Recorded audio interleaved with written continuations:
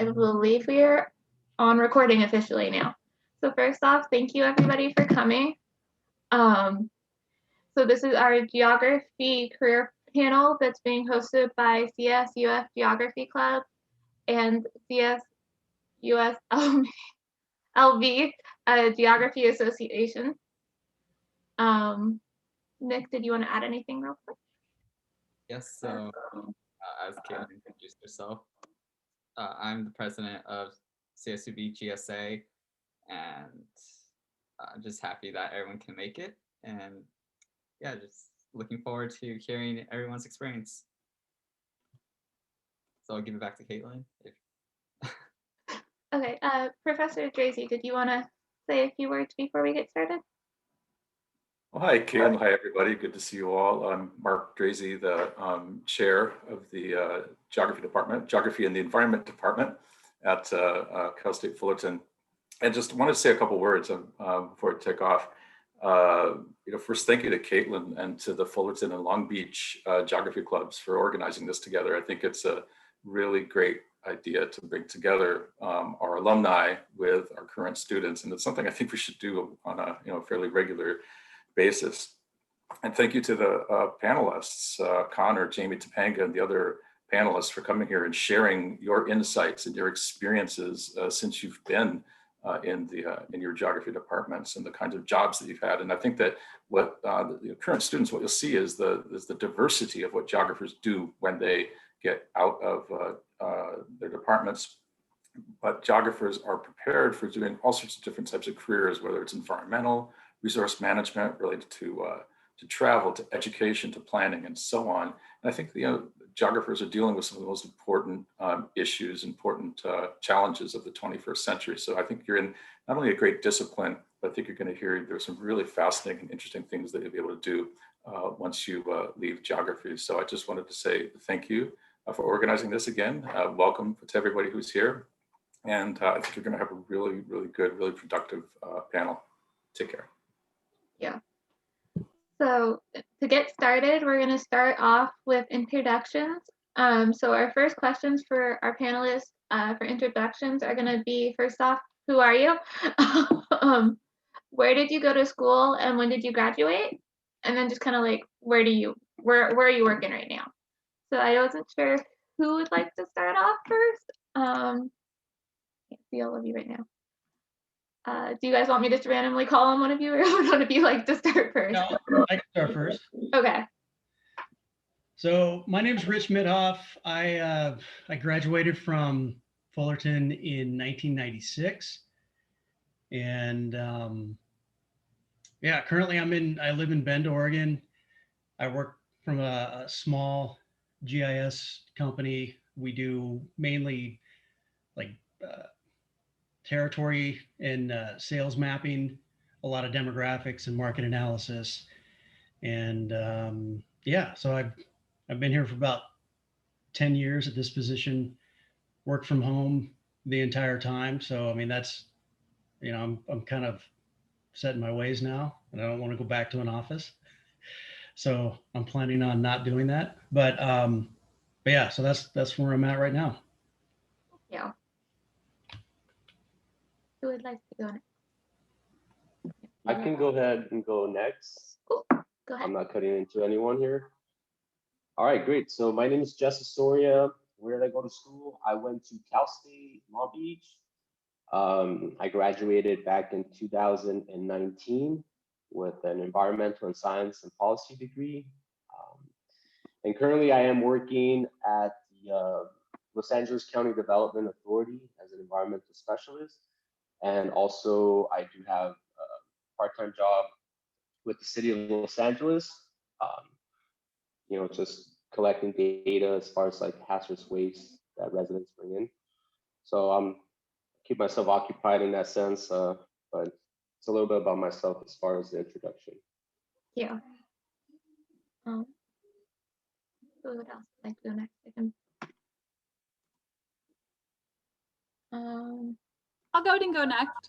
So I am Jamie St. Clair. I graduated from Cal State Fullerton in 2015, and I'm actually back there now doing grad school to get my master's in geography, but I am a 9th grade geography teacher.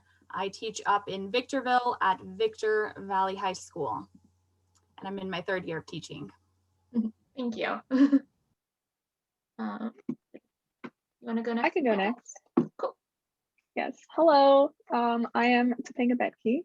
I am actually a recent graduate from Cal State Fullerton. Graduate, sorry. I graduated last summer, right when the pandemic started. So this past year has kind of been an exploration of careers, I should say. Right now, I currently work as a freelance GIS specialist for a professor at UCLA, and I'm mapping historical data to create a community resource for those victims affected by the 1960 Sharpeville massacre in South Africa. And this summer, I'm starting a new position. I'll actually be starting in about 3 weeks. I'll be working for the Forest Service as a fire lookout, scouting for forest fires on the Kaibab National Forest. And I'll be located 30 minutes south of the Grand Canyon. Thank you. And then I believe we have one more person left. Yeah, hi. So everyone was really cool. So coming in here. Hi, I'm Cherish. So I graduated from Cal State Long Beach, spring 2020. So also the time the pandemic started. Right now I'm working for a company called PlugShare, and that's an app where electric vehicle owners are able to find nearby charging stations. So there I'm kind of working in data integrity and making sure that new location data that comes in is clean and accurate. But yeah, just graduated not too far along from you guys. Thank you for coming, everybody. So to kind of jump just straight into our questions for the panelists, our first question is going to be, what skills and experience did you have before you got this job? So I don't know if you guys want to start in the same order we just went, or whoever feels most comfortable. Sure. Yeah, we can do that. So my current position, it's a small boutique company. There's 3 of us, and my boss, who's more my partner now and my business partner, we worked together at a previous job. So we both worked in kind of, I'd say, more commercial GIS, where we're just market analysis, site analysis, and a lot of business intelligence data. So worked a lot with just mapping data and providing that service for other organizations. Thank you.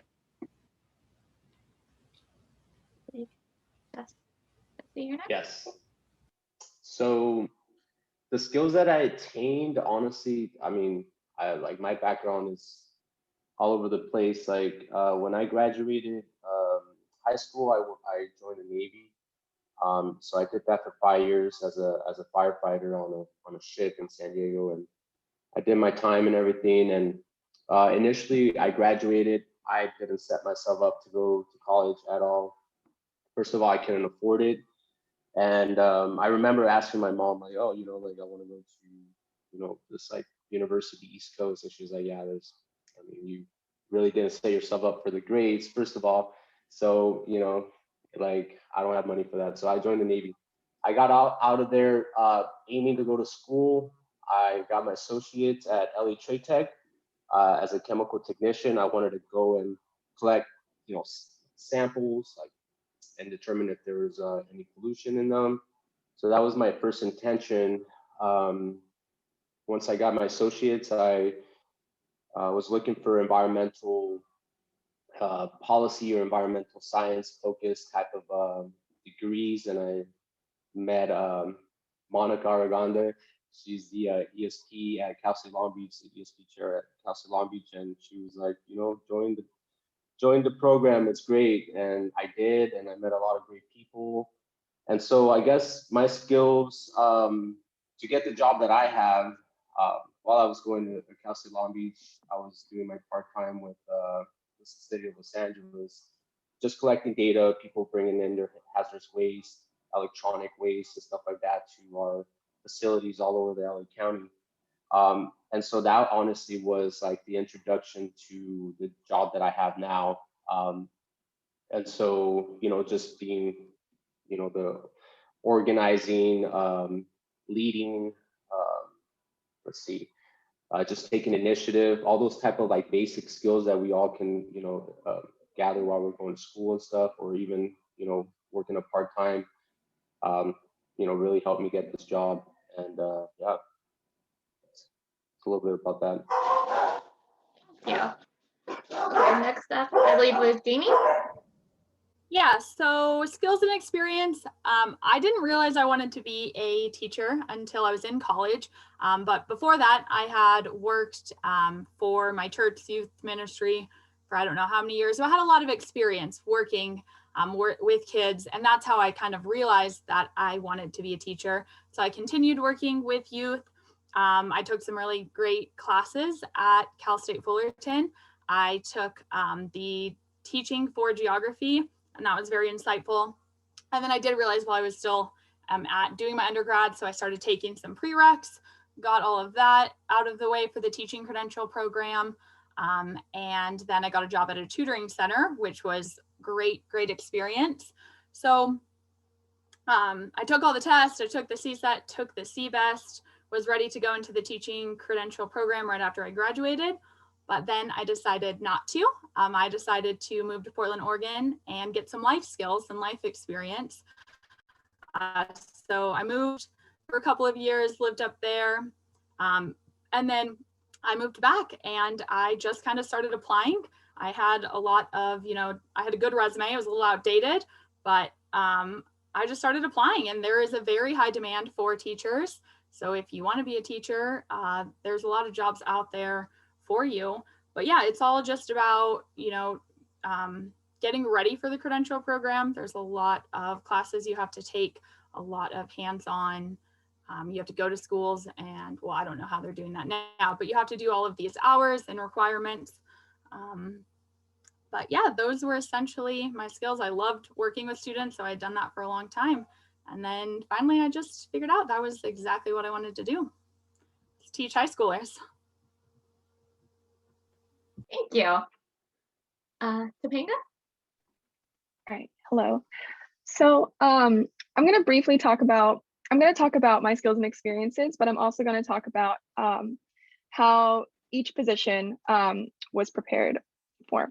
So for my JS position, I did not have any GIS experience besides my education at Cal State Fullerton. So I did graduate with a certificate in GIS, and that was kind of the only thing I really needed to get into this position. All my experience using Esri products and everything like that prepared me. However, by the time I got into the position, I soon realized that that was not enough. And but having that foundational like GIS knowledge was all I needed to basically get into that position. And I'm very thankful that Cal State Fullerton was able to prepare me for a position like that. And on the other hand, Cal State Fullerton also heavily prepared me for my fire lookout position. So back in 2019, I actually attended an internship in Montana. And when I was there, I worked with invasive weed management, but I had the opportunity to work as a fire lookout when I was there. And I only did the work for about a week.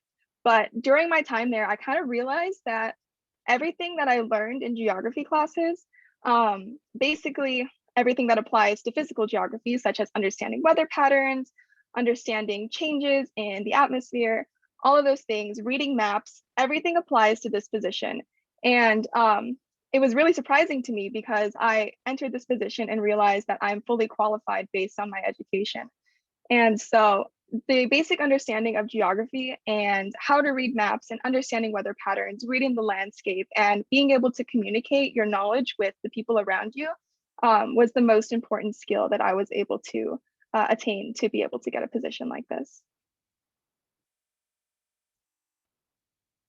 Oh, sorry, on mute. Thank you. Chastity, are you ready? Oh, Cherish, I think you meant. Cherry, sorry. No, you're good. Don't worry. I think my name is kind of like, people always mispronounce it, but it's okay. So I think I'm all around around the place as well. When I started off in my undergraduate education. I feel like in the beginning, I started off more on the environmental science side of things. So I did kind of like the typical door-to-door, surveyed people about their environmental habits, things like that, really hard, like environmental things, marketing things. So I think that kind of taught me how to not really be scared of people who are older than me, if that makes sense. And after that, I also had an internship, or not really an internship, but I was a research assistant on campus for a completely different study, which was on like opioid overdoses and also different types of like, I'm trying to like describe it, prescription stimulant diversion, like different things that happen on college campuses that we wanted to like kind of analyze. And through that job, I was able to kind of like tie in, oh, hey, maybe I can bring in the things I'm learning in my GIS courses and make the maps and show this can be used to show like a public health issue. And so that's kind of where I had experience really applying my GIS education in my job, because I was kind of able to be like, okay, hey, like I can geocode these addresses, like get this data from the CDC website, or I think it was the CDC website, I forgot. But there's like a lot of data out there that you can kind of display and show through like just a map. And I think that's amazing. That's where I kind of realized GIS can be used in so many different fields, not just, you know, environmental things. You don't have to go out in the field and like take samples of things. You can go like to different businesses. You can map out, oh, where should this company be? Where should we build like new charging stations or things like that? Like, I think recently, I think especially with like the new Esri products coming out and all kinds of like different GIS tools that are like open source and everything, it's kind of getting more normalized, I think, within different businesses. After that, after I graduated, I was very fortunate to know someone. So I think that's kind of what I wanted to go into later with like the advice or whatever. But for now, I'll just leave it as like, in terms of like skills and experience, I had my undergraduate degree obviously in geospatial techniques. So I had like experience with like GIS, ArcGIS, minor experience in programming because I did take one programming class, but I think I supplemented that with my minor in web technologies. So I can kind of learn like basic programming skills such as like HTML, CSS, just really like simple programming languages, just so like when I do go into like the field, I wanted to be prepared and be like, hey, like I don't just have like a mapping degree, I also have like these other technical skills behind it. But yeah, that kind of sums it up. Thank you. So our next question is going to be, how did you find out about the current job you have at the moment? So how did you find your job?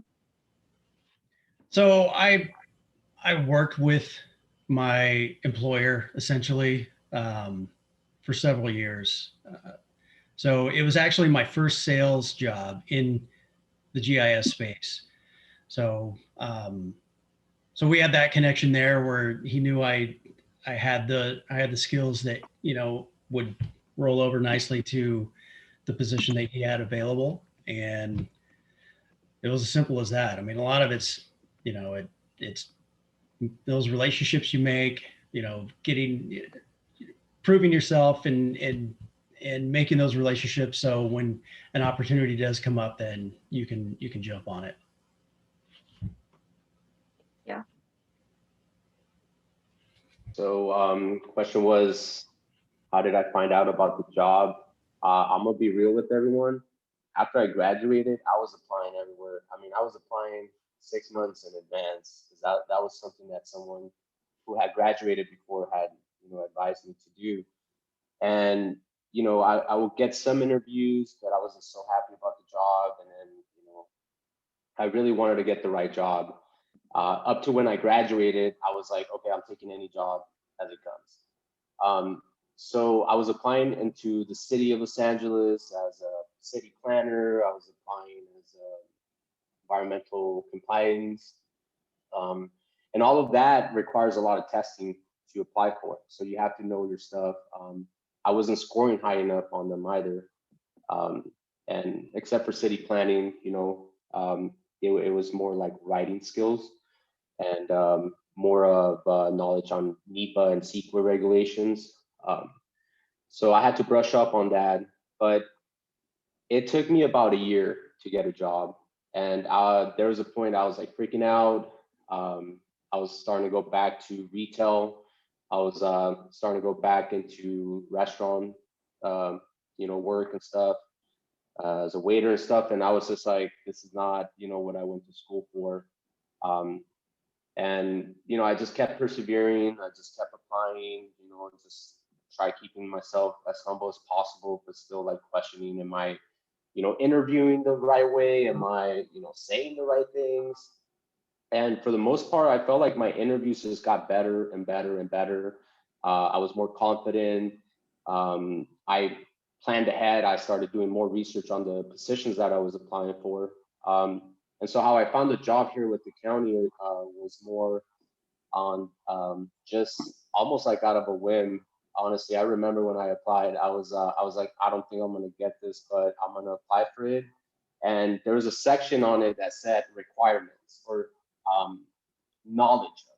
For under requirements, it said knowledge of SQL, knowledge of NEPA, knowledge of this, knowledge of that. And so what I did was I just grabbed all those requirements and I researched the heck out of it. And I brushed up on my NEPA, I brushed up on my SQL, and they like luckily identified specifically what part of NEPA they wanted us to, or the position that you must know. And so I honestly like wrote almost like a book, like a little booklet of it. And when I applied, I was surprised they contacted me, and I was like, okay, well, this is gonna potentially lead to something, so I better study this little booklet I made beforehand. And then I got the second interview, and I got the third interview, and by the second interview, they had already told me it's between you and like 3 other people. So yeah, I mean, honestly, I got the job when I least expected it, and when I was just the most, just the most like I just about to give up basically, and I just honestly, got in. I just been super grateful out of that. So honestly, that's probably my advice as how I got the job, and anybody else who's about to graduate. And I'm sure some of you have experienced that with other jobs. So that's a little bit of my take. Thank you. So I actually found out about my job in a super simple way. There is a website called edjoin.org. It is a website for all education jobs, not just teaching. So anything from classified jobs, like aides, lunch workers, everything. So if you're ever interested in anything in education, that is the website. So I was just browsing on there all the time, applying everywhere that had an open position. I really lucked out that I got geography. It's not the easiest thing to land a geography teaching job because geography isn't taught all that much anymore. But I just applied. It just said social science. I applied. But yeah, I just want to touch on the fact of when you're looking for a job, be prepping for those interviews. Go to job fairs. I went to so many teacher fairs, and maybe it was in districts that I didn't even want to work for, but just going and making those connections, practicing talking to, the superintendent or the principal.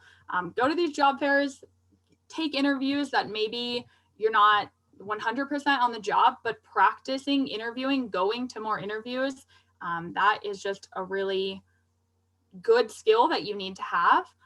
So I definitely went through a lot of interviews before I got my job, but when I finally did, I knew it was because I was prepared. I had, really honed in what my teaching philosophy was and all of that. And that's just because I practiced in this interview.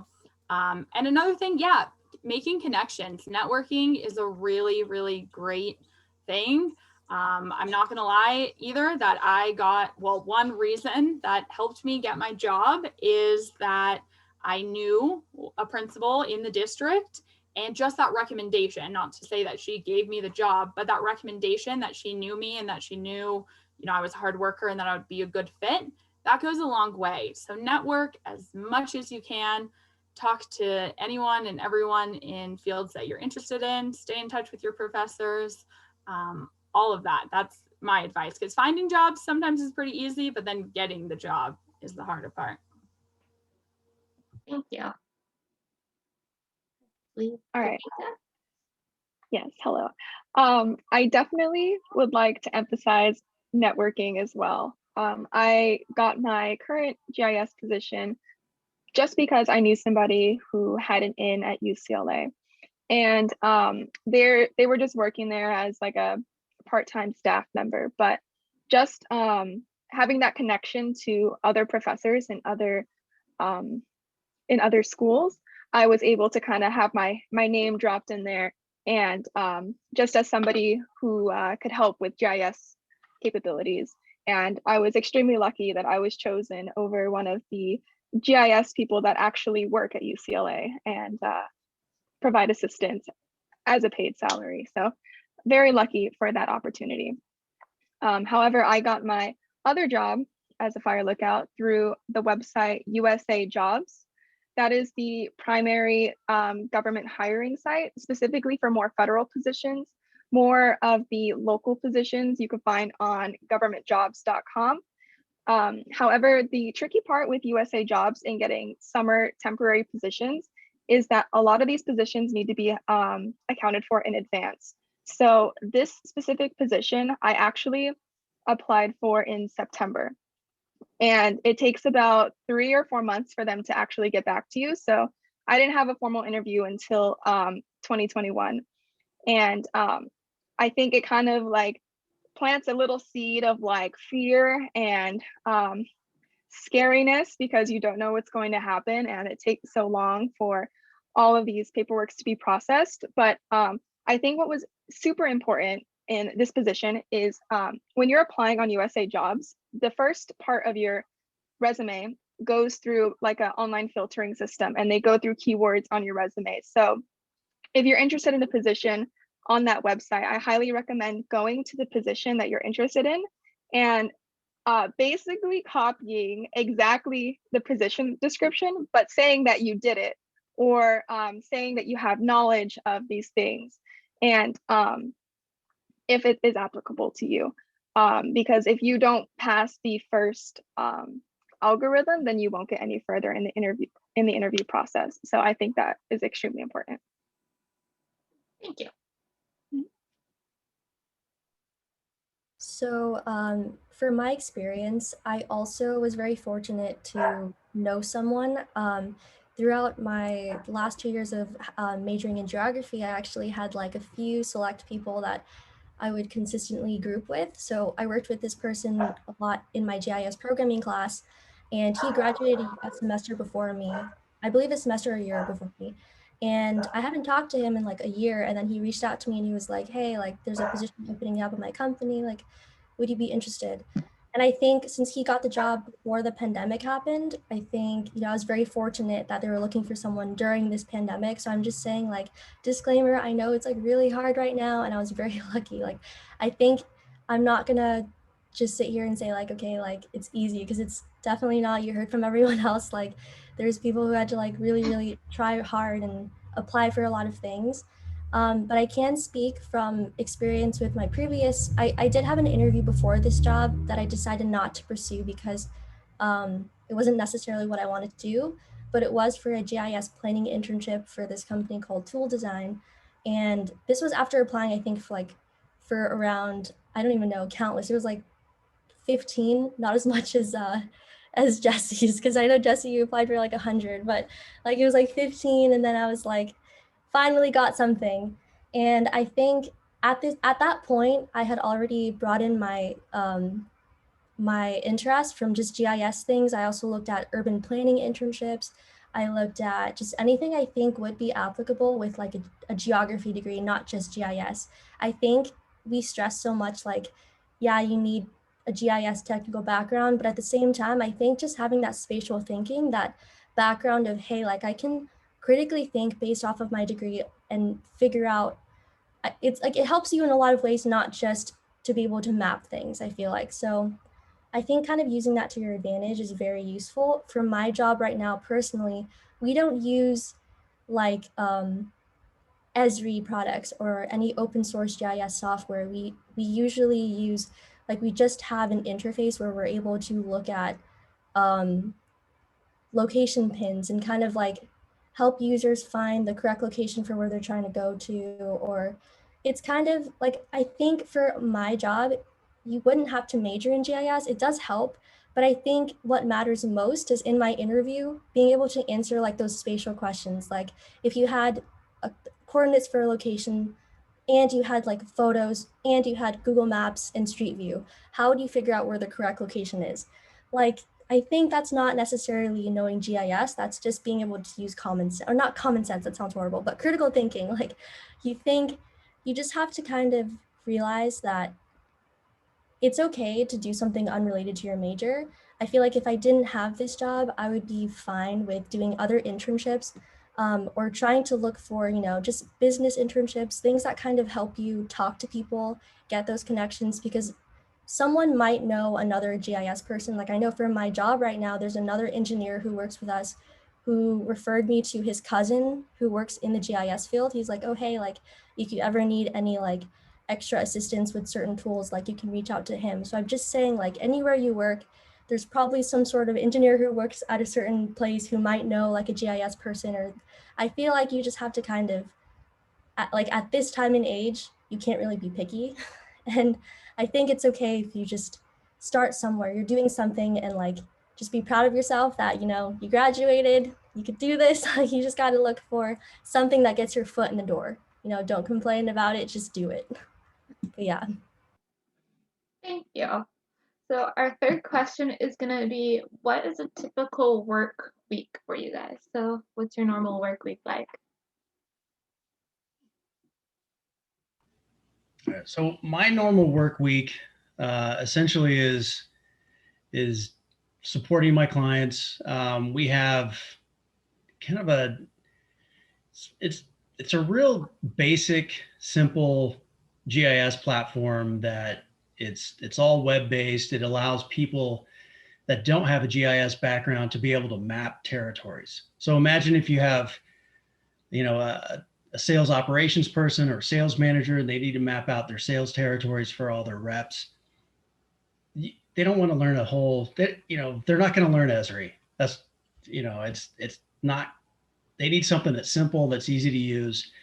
And my job really is to find those people that need that kind of mapping and support them and train them on how to use it. And so we partner up with companies that do kind of some of those, more consumer driven mapping applications, and just kind of learn it, forwards and backwards. So when you do have a situation where a customer has a certain task that they need to do, and it's not just kind of an off the shelf type of situation, that you can help them, teach them how to use it, show them why it works this way, and you kind of and support your customer base. And that's typically what I do. I mean, I do a lot of sales, but I have to support all the sales that I do as well. So it's, sales is fun, but it gets a little old. It's kind of a grind, but I like the support side better, just because,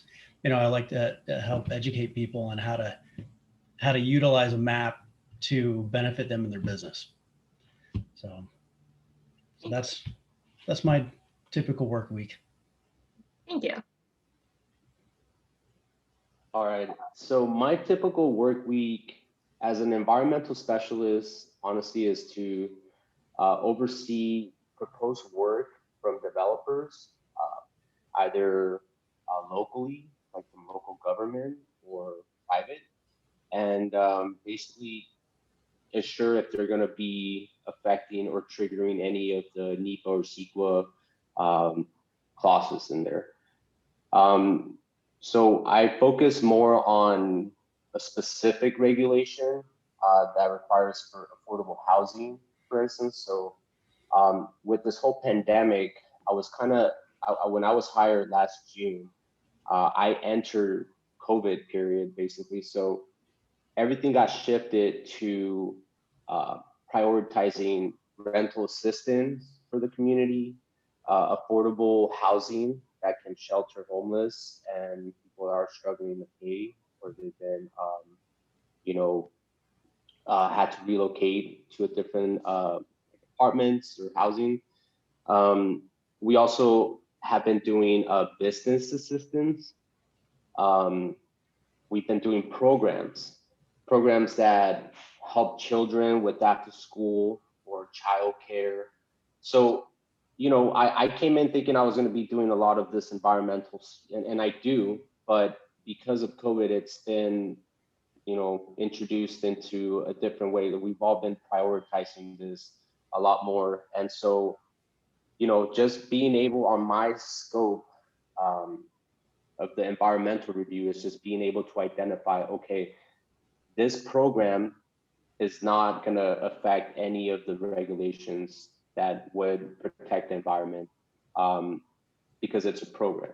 If it's a project is more, if it's, you're going to develop a house, or you're going to dig a hole somewhere to create a park or something, that would detail a lot more environmental review. And they will be most likely triggering a lot of the NEPA and CEQA regulations. So I just have to be able to read everything that comes in on a weekly basis. Sometimes I already know what's coming up like a few weeks before. So I kind of just plan my schedule a little bit to accommodate my workload for this week, and to leave enough space to make sure I have enough time to accommodate the next pile up. So yeah, my work week honestly has been, very demanding in the sense of this pandemic, and it feels good because I know that the things that we're doing in accounting is really benefiting a lot of the communities, either if it's business or if it's just regular people, and yeah, that's honestly, my workday starts from, I start early, so I start at 7:30, and then I end like at 5:30, and I'm either at meetings. I'm still learning everything, so I have my environmental officer. I'm under his umbrella basically. Just it's only us two. I do a lot of the smaller projects or programs, and he does a lot of the bigger projects, the ones that are like millions of dollars, or they're gonna, knock down a whole big hospital or something out and create another affordable housing. He does the bigger things, and so I'm just like learning as I keep going. But the main thing that he tells me as I'm doing my weekly workload is, just to make sure I'm reading everything, and that I'm able to identify what are the differences between an actual environmental work and things that are just as far as programs. But yeah, that's my line of work here on a weekly basis. My typical work week definitely looks a lot different because of the pandemic. As you can see, I'm in my home office classroom. We're actually going back to campus after our spring break. But yeah, definitely a different work environment and definitely a different work week this year. Our school is actually only going to school from 8 o'clock to 12:30. So synchronous is that, and then asynchronous from 12:37 to 2:50. So my time with my students has definitely been shortened. It's all around lunch, essentially. I work for a very low income school district. So yeah, I teach 5 periods and I have 1 prep period. In a normal setting, I would have, hour-long class periods, and then whenever your prep period is. And then, yeah, as a teacher, you definitely have a lot of collaboration meetings, a lot of staff meetings. But yeah, typical work week is just me teaching a lesson and then giving it to my kids and letting them, take the material on their own. We do a lot of different projects. I definitely love project-based learning. I use GIS in my class.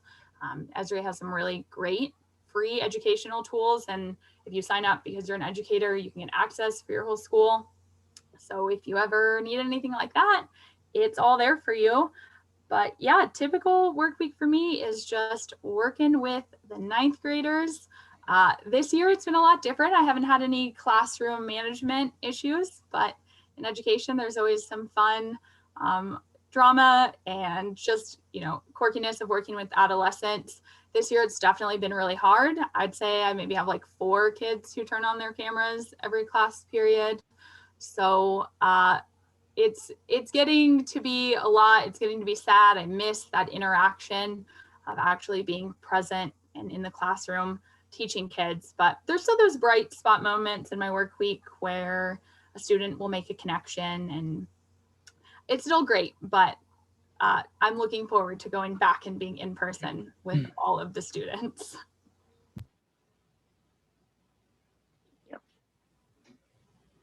Thank you, Jamie.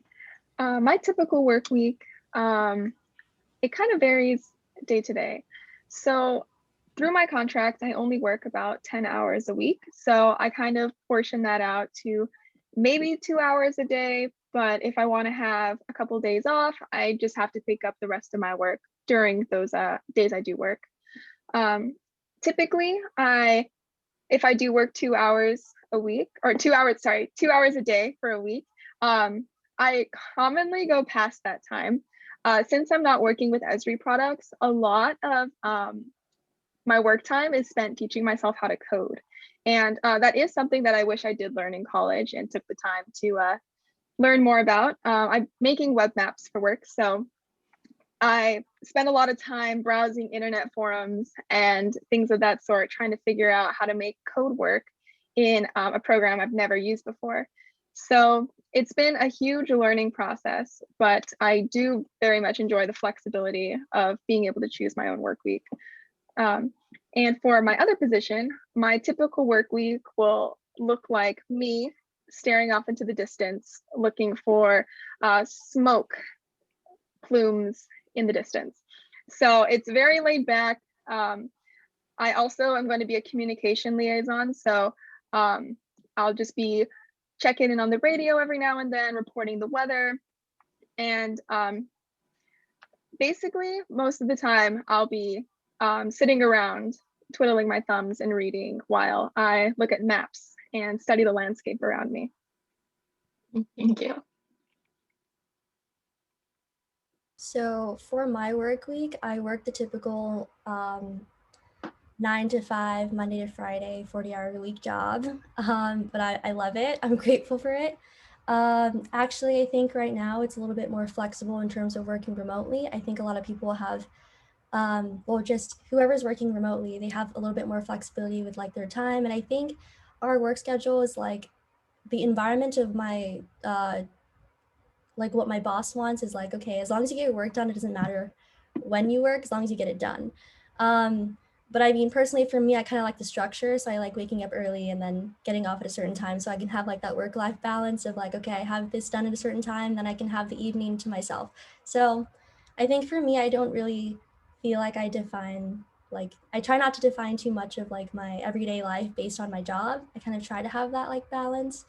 But in terms of like the typical work week, I would say it varies. It's fairly consistent every day. I just kind of get new data from users as well as like charging networks, and after that we kind of review that, edit the data, display it on our map for users, and then also talking to like different customers. Like there's a lot of people in the electric vehicle community who are very passionate about their electric cars, and a lot of drama happens within that. Like it's kind of like trying to see if I can describe it. It's kind of like Yelp, but for like electric cars, right? So everyone kind of checks in and they kind of have like all kinds of reviews like, oh, this place sucks, or like this place is great, or there's people who get mad at each other. Like this is worldwide too, so it's not just in America, it's also in different countries. And so some of we have to use Google Translate a lot, as well as other translation software, because like some of these things get lost in translation, but it's really funny. I think that's kind of what I like about the job, is that like electric vehicles are kind of spreading worldwide. And I'm very, very happy that I get to work in something where I get to see like where it's spreading. Seeing that the US is kind of going, getting into it as much as Europe does. But in terms of like GIS stuff, what's going on now is that right now I'm actually working on getting some of the data we have in Tableau, which is kind of like a data hosting website, or where we just carry all of our electric vehicle charging station data. And I'm going to try to kind of like map these things with my colleague and display that to some of the engineers as well as the research team to see if maybe they'd want to display that to the clients that we try to partner with, because right now we're kind of growing.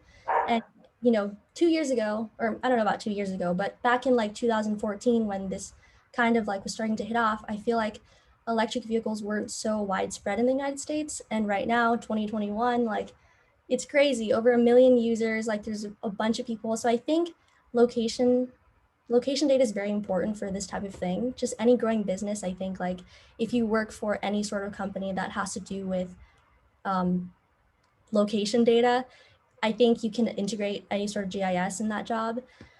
So in terms of, let's see, I'm trying to think if there's anything else that's interesting, because I'm trying to think like, what is something you might see yourself doing once you do get a job after you graduate, and like a regular full-time job? I feel like in a regular full-time job, it's like meetings, obviously, like 3 times a week, I would say, you have to kind of communicate with everyone, like, what's your work like? What are you up to? Like, are you doing anything? Like, do you have any like cool things you want to tell us about? Also, we use like Slack a lot. So I would say one of the things that's really important for working remotely is being able to communicate through the computer, because I feel like sometimes it's hard to really explain the work you're doing and also keep everyone updated with what you're doing, because you're not in the office and people aren't like asking you constantly, like, hey, like, what's the update on this? So you have to kind of take initiative and really be like, okay, so this is the project you assigned to me this day. 2 days later, you're like, okay, so here's my update on that. Like, you kind of have to keep yourself consistent because you're working remotely. I know someone in the chat, Donnie, you asked for those working in the GIS field, do you foresee future GIS work being done solely from home? So I know that this is it depends. I feel like for my job right now, they haven't exactly said what they want, but I'm kind of feeling like they want to do hybrid, because I feel like for GIS, depending on what you're doing, obviously, if you're working in the environmental field for GIS, they're going to want you to come in and go into the field and do field work and things like that. But for GIS, I know that there's a lot of like, obviously you're online doing the mapping and things like that, or if you're working with location data, it's all through the computer. So I'm hoping that they do it all remote, because I enjoy working from home. But I would say like it does depend on the career, because I know I have a few friends who like are working and they're at home, and some people have to go in because it's kind of required. So I feel like that's kind of, it just depends on what job you get. But yeah. Yeah. So our next question is, what's your favorite part about your job? So for me, I mean, my favorite part really, is kind of the extension of what I said for the last question. It's just making those relationships with my customers, helping them solve problems.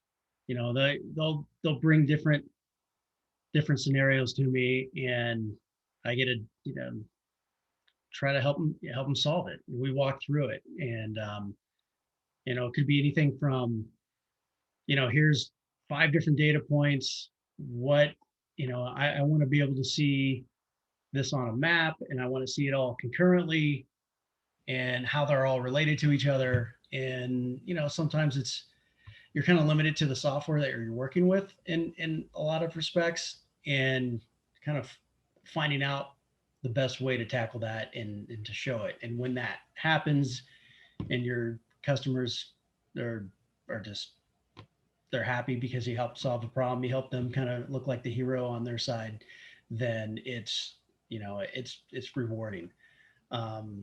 Another favorite part of my job as well is kind of I'll expand on the question Donnie asked, is I have been working from home. I've a lot of people started working from home when COVID hit. I've been working from home for 11 years now, and I think I don't think it's all gonna, you're gonna have a combination, a hybrid of the two.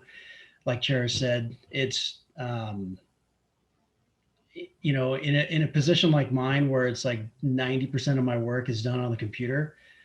Um, the other 10% is probably on the phone, but I don't really need to go out in the field much.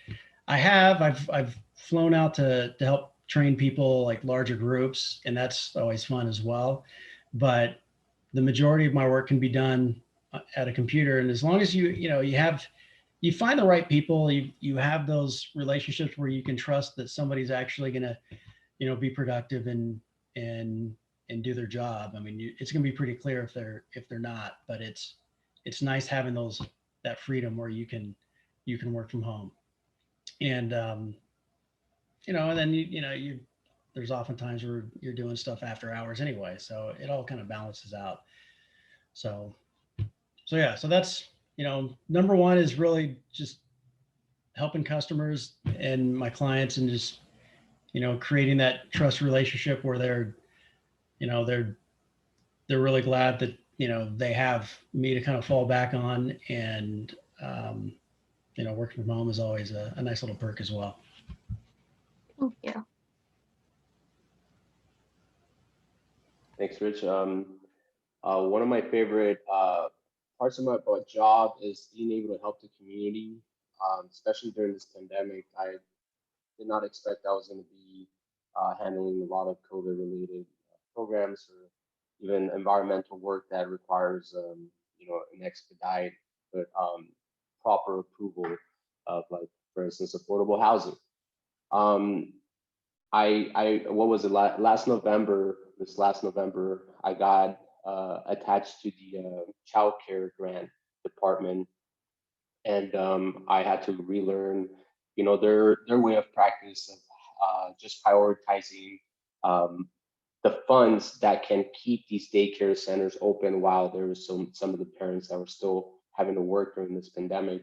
And a lot of these, you know, childcare childcare program owners, either they had their own properties where they were doing their own facility there, or an actual building that they took care of kids.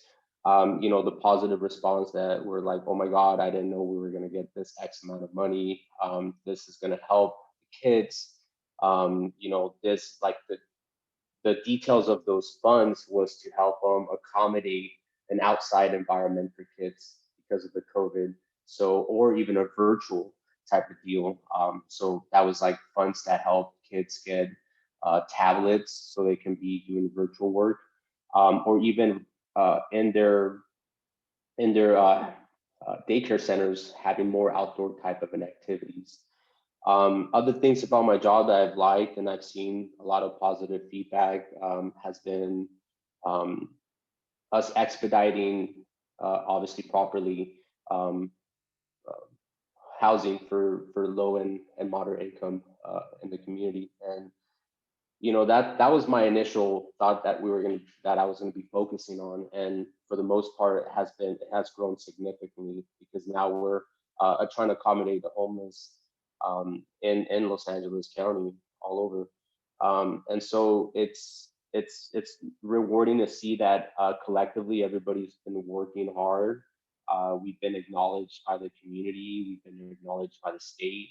How LA County has been, keeping up with the demand, and also sustaining, the livable and just overall everything that is required for the community to continue to exist. And so those are some of the things that I've, like, really, it really makes my day. And as soon as I see, for instance, like, as soon as I see anything's like COVID related, I put everything aside and I, like, prioritize on that, and I try to clear it in my environmental sector. I try to clear it as fast as possible to make sure it goes to the next round, of the next department, so to speak. Because when we get a project or a program, it goes through 12 or 13 different departments, like the finance and the contractors, the legal, like all of that. And then finally, like, towards the end, it's the environmental side. And if we say anything that my trigger anything, it'll go back up to the chain of command, and it'll just fall back in there. So we're towards the end because we have to, and they call us the bottleneck of the department because we really have to focus and prioritize on what's happening. For instance, one of the projects that I just brought up to my environmental officer last Friday was they wanted to go ahead and paint this hospital and improve the windows and, you know, make the doors more compatible for this disabled community. And so I was looking at it, and I go on Google Maps. I have to look at the property and, you know, the parcel and everything. And I noticed that there's some murals, and they look kind of old. And I was just kind of like, hey man, like I remember I drove by, you know, back when I used to live in East Los Angeles, and I passed by there, and that's always been there since I was a little kid. So I brought it up to my environmental officer. I was like, hey, you know, this building is anything that's over 50 years old could be considered historic preservation review. So these little clause that you have to pay attention that might trigger something along the way. So I was like, hey, you know, Donald, can you check this? It's 80 years old, and you know, would this have any impact on potentially us having to get a lawsuit or something because we didn't look at the historical preservation on that. And so now it's just become a bigger thing where it actually is going to affect the mural. And now they're trying to work around how they can still renovate the outside of the hospital, but still accommodate that cultural, mural that they did back in the 80s. And it has actually, and so right now we're going through environmental consultants and also historic preservation consultants, where they're going to review the age and, you know, everything about that building and actually determine if that's, going to affect the building. I like that because it helps to protect the culture of that time into our times. It's not like we're going to go ahead and paint over it and we forgot about that generation. So the importance of it, from what I remember, it was a Chicano mural, and you know that's important in East Los Angeles because you know that's the foundation of where the Latino community was growing at that time, in these areas where now I'm going to talk about zoning. So all these things that we've learned about school, like zoning, you know, NEPA, CEQA, all that stuff, just like kind of starts to play into what you are approving, what you're actually putting out into the community.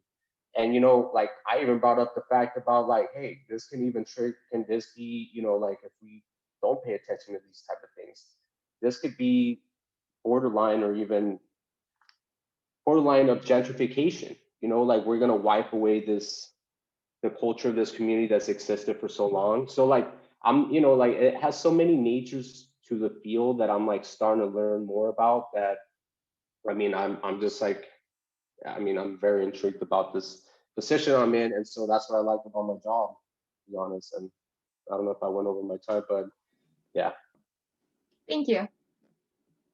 Yeah, Jesse, sounds like you are doing some awesome work. Thank you for everything you're doing for COVID. And that's really great that you caught that and are going to save that culture. But yeah, it sounds very, very rewarding. My favorite part of my job is obviously my students. Just getting to know a new set of students every year, and then, you know, seeing the kids come back the year after. It's just a really awesome thing. I usually have about 170 ninth graders. I teach just ninth grade. And yeah, it's just rewarding to get to see the kids at this age. They're in that transition age. They just came from middle school and they're trying to figure things out. So their brains are very unique. Their personalities are very unique. But the most rewarding thing for me is just seeing my kids really like make those connections, seeing the things that I teach them in class really click, and then see them apply them to other things. So I love when my students can have those aha moments, or just that they really understand something and they become passionate about it the way that I'm passionate about it. So for example, we're talking about the Amazon rainforest right now and climate change, and just to see them making these connections and starting to like think about real world things that are going to affect their future is really, really rewarding. Like that's the only way I can say it, is to see their brains and the questions that they have about what's going on in our world. I teach them, but I learn a lot from my students as well. So that is definitely a privilege, is just the growth that I have experienced in the last 3 years from getting to teach and getting to know these young adults who, you know, one day are gonna run our country and be the change that we need them to be. So definitely it's all about the students. You know, the teacher joke is that vacation is really great too. And I won't lie, vacation time, having summers off are great. But teaching is very, very stressful, and it takes a lot out of you to, you know, emotionally deal with that many kids. So the vacations are necessary for teachers. But yeah, just my students is my favorite part. Thank you. Thank you, Jamie. That sounds very rewarding. Jamie and Jesse, both of your positions sound extremely rewarding. Unfortunately, my position does not feel as rewarding as that.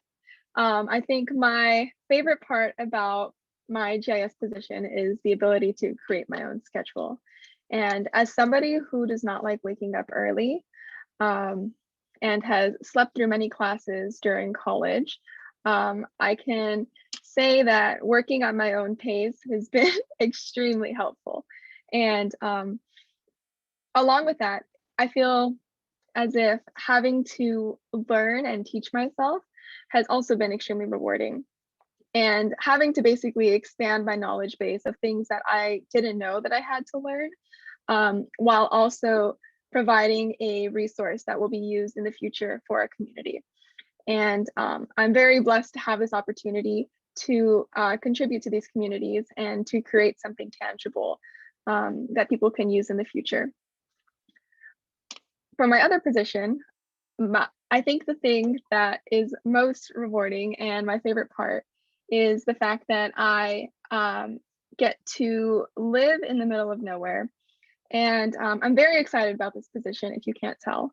But basically, I'm in the field 24/7 during my work time. I'll be spending 10 days on top of a butte all by myself, scouting for forest fires. And I'm very much looking forward to getting the time away from the busyness of Los Angeles and spending time to reflect in nature. And I know that's not something that a lot of people have access to and are able to do. So I'm very grateful that I can do this as a paid opportunity. And yeah, I don't know, I feel like it's pretty sweet, very, very fun. And yeah. Thank you. Cherish? So I think, I don't know, I feel like those were really good, good answers. I feel like for me, I think the most rewarding thing is working. I mean, it's kind of just generic when you work somewhere and you feel like you're doing a good job and you feel like you get recognition from your work because you know you're doing a good job. I feel like that's always great. Like, regardless of what you're doing, I feel like because I'm working with so many different teams, like research team, the engineering team, the admin team, as well as the business team, I feel like having all these pieces come together and knowing that for the data integrity team and like the location team to like be able to contribute and know that we're contributing to the PlugShare community and all of these new locations that users are going to be able to see on our app is very rewarding to me, because I feel like without our work, like without anyone's work in this team, we wouldn't be able to like get what we need to done. So I feel like it's just rewarding anywhere you work to just really establish good relationships with the people you work with, be able to kind of realize that there's always a purpose for every job that you have. I feel like you're helping someone out there, at least like making it a little bit easier.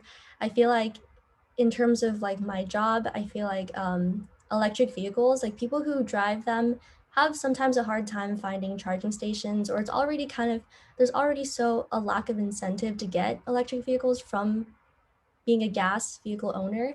And so just kind of like helping them a little bit with the step of like, hey, here we have like a whole database of all of the networks around you where you can charge easily, you can find it, and you can check in and like let other users know you're checking in. It just makes it a lot easier for people. And it encourages people to think like, okay, maybe this is something that I can look into. So yeah, just working in a team and feeling like I'm not just doing this just for the money. I mean, obviously, I think everyone works because you need to make a living, and money is important, like in my opinion. But at the same time, when you're doing something where you're actually helping your team get something done and receiving recognition in the end, like, hey, good job, guys. Like, we got this done in a certain amount of time by the deadline. Like, it feels very rewarding because it's like, cool, I didn't let them down, or like I did my work. Or you went the extra step to make sure that we got this done in time, or even before when it was due. So I know that's kind of like generic and kind of, I don't know if that sounds superficial because it's just like, hey, like works great, like, just doing things on time. But I think for me, I feel happy with that. So yeah. Thank you. So our last question for everybody is, what advice do you have for someone who is about to graduate or who has just graduated recently? So for mine, I mean, I'm probably the one that's been, I have a lot of years since I graduated. So trying to be relevant is going to be tough. But I mean, just find something that you love to do. I mean, if it's, my first job out of Cal State Fullerton was I was a cartographer for Auto Club of Southern California. And I thought it was the greatest thing ever. It's like I was making maps that were being printed, and now this is way before Google Maps, so it was pretty old and antiquated, but it was really good experience. I enjoyed doing it, and then it's just been a springboard from there. Just learn some skills, take that to the next position. But if you can, I mean, sometimes it's tough finding a job in general, but if you can find something that you love to do, I mean, that's just going to be rewarding and fulfilling, more than you could imagine. So I started my, family vacations just navigating my parents from the back seat, where are we going, and just following the map. And then I look at maps every day. I mean, I'm a total map nerd, but it's, I like doing it. It's fun.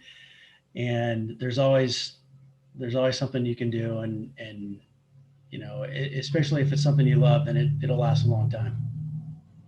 Thank you. Jesse? Yes. So an advice that I'll give everybody, first of all, would be join a club at school while you're still at it.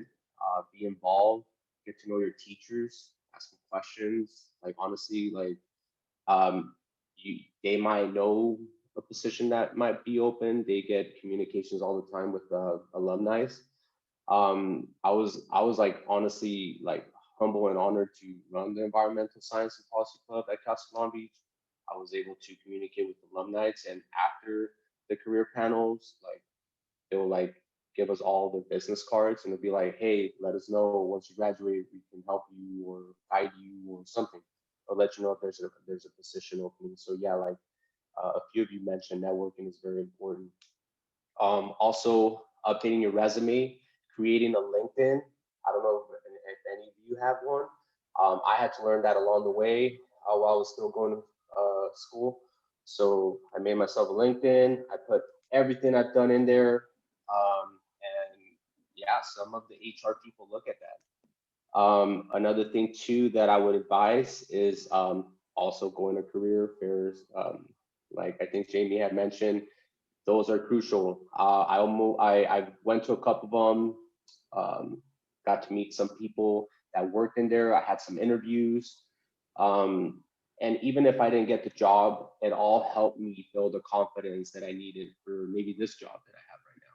And that's the most important thing. Like if you don't get the job, it's fine. Like, take it as a, like, take it as a form of like, okay, what can I better, or, okay, I know I did great, but obviously like there was a better candidate with maybe more years of experience, but you just keep going and you just keep going. So not giving up on the job that you want, just manifest what you want, and where you see yourself going. Give yourself, 5, and then give yourself 10 years of an outlook of where you want to be. When I was going to school, I wanted to go straight up and work at the EPA, and it's still my goal. So I probably didn't get it at the time because the previous administration was doing a lot of budget cuts in that sense. That's fine. I wouldn't have wanted to work under his administration anyways. So, I didn't take my losses as a loss.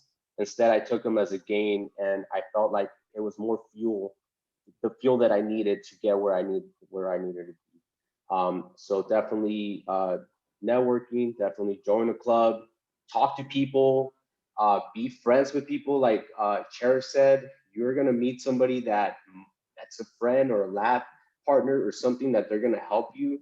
And along the way, you're like, hey, there's a position that's open, you should apply. I know you, I know you're a cool person, we get along, we get to work together, whatnot, let's do it.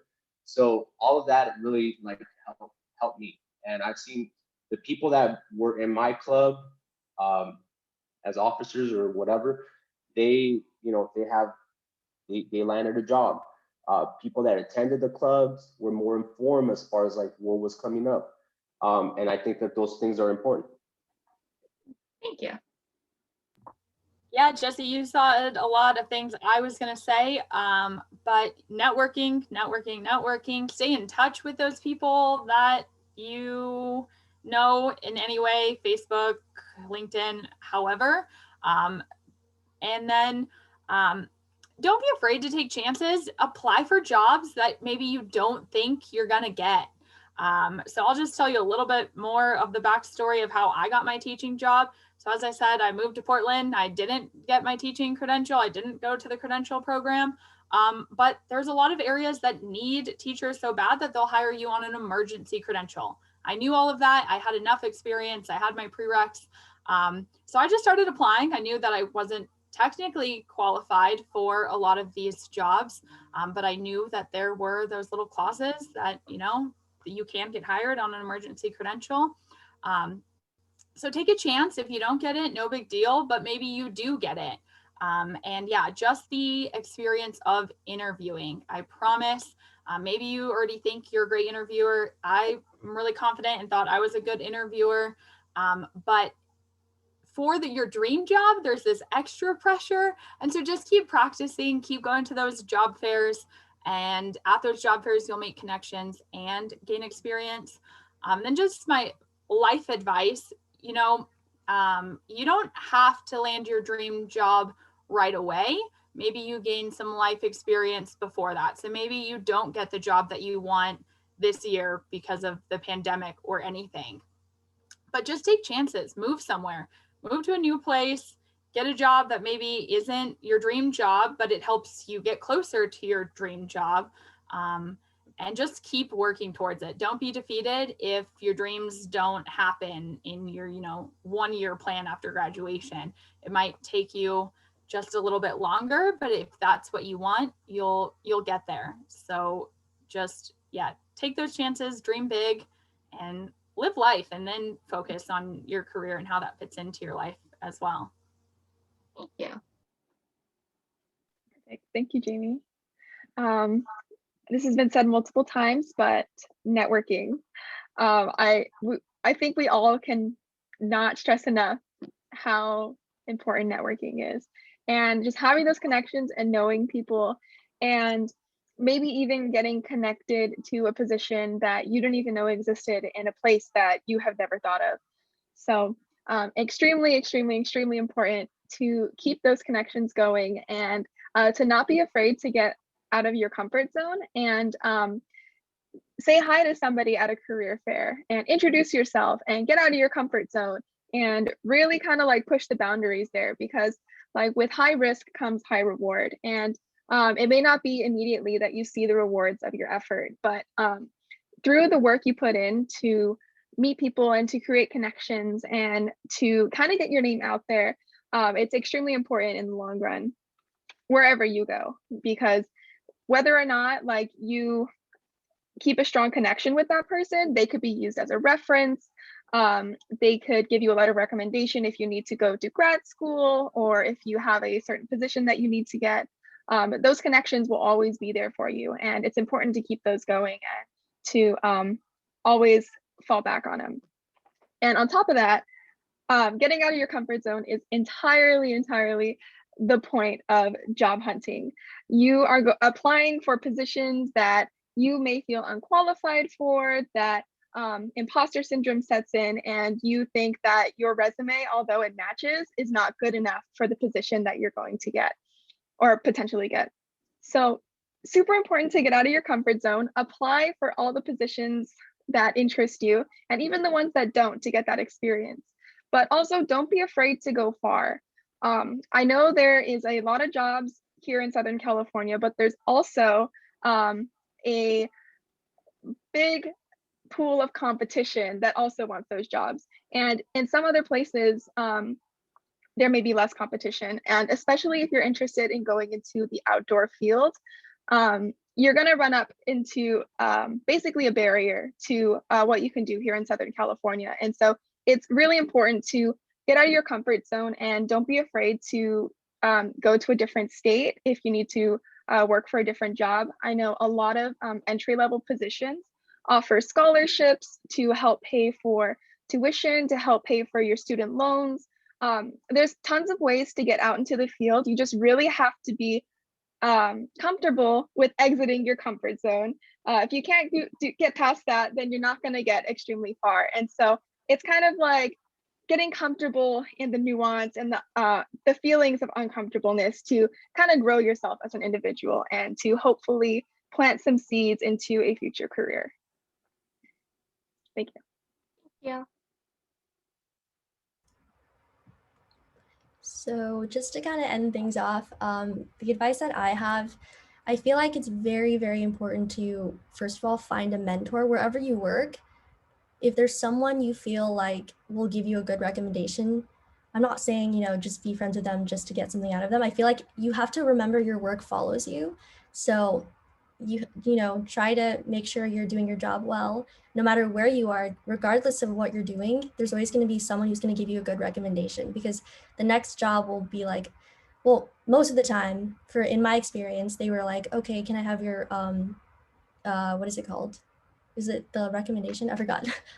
The person that you're supposed to, your references.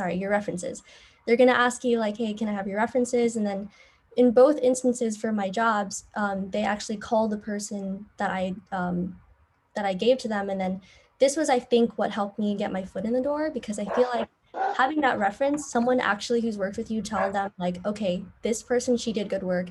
She was very reliable, all of these things. It's very helpful. And also having them like as your contact on LinkedIn, things like that kind of adds more of that credibility. But just remember, your work always follows you. Don't like jump around internships and just quit like without putting your 2 weeks in. Like try to really establish a good reputation in the job field, because I think, well, I'm not sure how small like the GIS field is in general, but I feel like at some point it'll come back to you. Because I do have an example. Also, I wanted to say Topanga's advice on just going out of your comfort zone, I think is also important. When you apply outside of your range, it's scary. Like, for example, I applied for a web development internship, and at the time I was still doing my minor in it, and I feel like I wasn't as experienced. And so when I went to the interview, I was doing great on like some of the questions, and then the technical test came, and I was like, oh shoot, like it came and I didn't know certain questions. I was literally just sitting there, and I was like, I'm sorry guys, like to tell you, to be honest, I'm not too familiar with these things. But I would be willing to learn it if you just gave me the chance. Or just being honest that you don't know things and just showing that you are willing to learn, I think is also something that employers look for. Not just that, okay, you graduated, you're an expert in GIS or you're an expert in something. They want to see that you're able to learn what they want you to do for them. Do you get me? So I feel like In that situation, actually, they called me back and they were like, hey, like, you know, unfortunately, yes, we don't think you would be a right fit for this position, but we're going to open up an internship position for you to work with one of the web development people to teach you. And it was my mistake because I turned it down and I went for these other planning internship. And I really wish I took that. But I'm just saying, like, even if you apply outside your range, if you are a good interviewer, if you do show people that you're capable of learning things, that you don't know everything, it's okay to be honest about that. You don't have to pretend you know, just show that you are willing to learn. And I actually have another friend who he's going in for, I know this is unrelated. I mean, no, it's related because this is a job discussion. So he's trying to get into computer information systems. But right now he's still in school for it and he's getting his certifications. But when he goes to his interviews, like recently it's been kind of difficult because once it gets to like the technical tests, and usually for GIS positions, they'll have like some sort of technical like test that you're gonna have to do.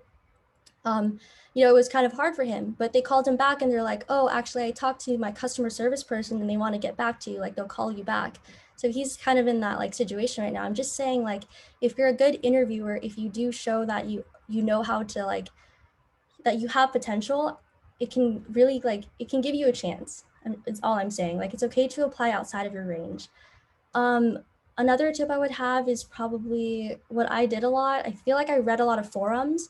So when you're thinking about what you want to do in the future, there's so many forums for GIS, for urban planning, for getting your master's, where to get your master's, what certifications to take. Like, there's subreddits, there's all kinds of different things. People who like just talk about their experiences, what they're doing, like how they got there, how much they're making. Like, it's all out there. So, you know, if you're curious, it's really good to research up on that.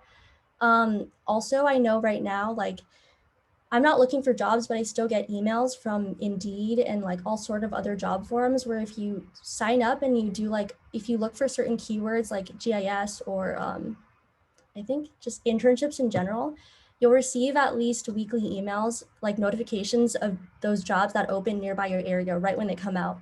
So I would say like sign up for those email notifications because it'll show you instantly like where the jobs are available, where you can apply. It's a numbers game, you know, just keep applying, keep interviewing. Like everyone said, even if you don't get it, it is practice and you will, hopefully someone will see the potential and, you know, you might get it.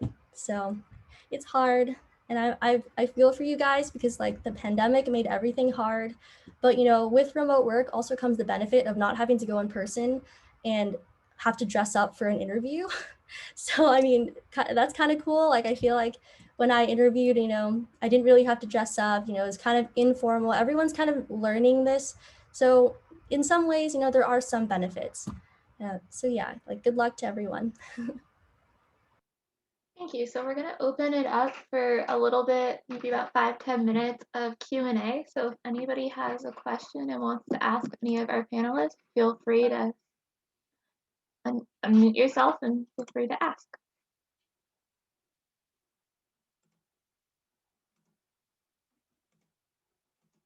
Anybody? I have a question. So I currently have an internship for a city government job. How difficult would it be to make a transition from a city job to, like, let's say working for a company? I'm a GIS, I don't know what it would be. It's just an internship for doing GIS. I guess for the city of Long Beach Parks Department. So I feel like you're already a step ahead of a lot of people who's graduating. Like, feel good that you have an internship in GIS. I feel like in general, because I know that my colleague right now, he had a GIS internship. I don't know for which city, but he did work as an intern for like a government job. And that really helped him get the job where I'm working now, which is PlugShare. And that's kind of more like a independent company, not really associated with the government.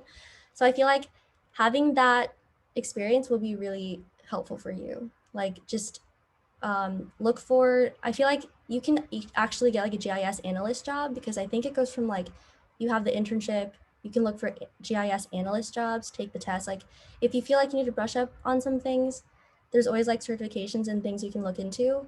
But for sure, I think you're in a good place right now.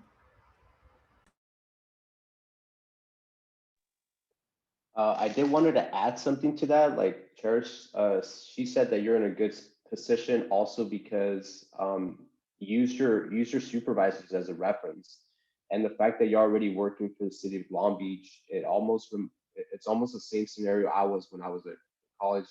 I was I'm still part time on the weekends, and I used the same references that I worked hard and showed up on time, and I was accountable, like they can depend on me and stuff. So I use them as a reference, and they actually called them, like both of them up for this job that I have right now full time. So definitely like use your reference, do your best, like give it your best, and yeah, it's really good.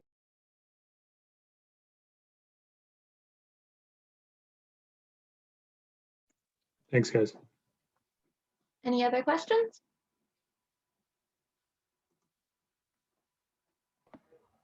Hi, would it be okay if our panelists would forward us their email so we can start networking with them?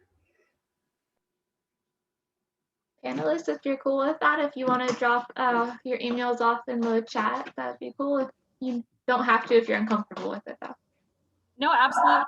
If anyone wants to be a teacher, has questions about being a teacher, or anything in general, I would love to answer those questions. So I will put mine in the chat box. I was going to offer that. Thank you.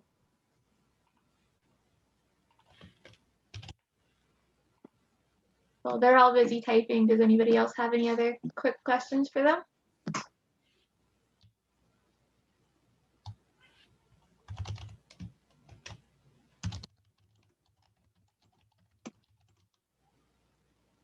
Really good, guys. Last chance. Just ask away. Ask away. It could be anything, honestly. Yes. Yes, sir. Can I ask a quick question? Just because Mr. Mithoff put that in there. How important to the panelists, how important is maintaining a presence on things like LinkedIn? Is that something that's medium important, low important, high important to you? And obviously you guys are all in different careers in different fields and different times in your career, but just wondering about LinkedIn and your thoughts on that. Well, since I put the LinkedIn link in there, I mean, for me, it's kind of medium importance. If I was in the position where I was looking for a job, it'd be definitely on the high importance side.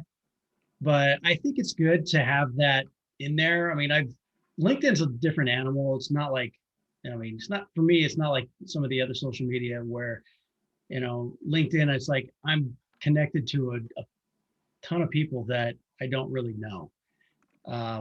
But it helps you see other resources that are out there, see other positions that become available. I mean, it helps me, I get notifications of jobs that are available that I know a friend's looking for, and I forward it on to a friend. So, I mean, expanding on the whole networking benefit. I mean, I think it's just a real easy to do critical piece that, it might help you, it might not, but it's definitely not going to hurt.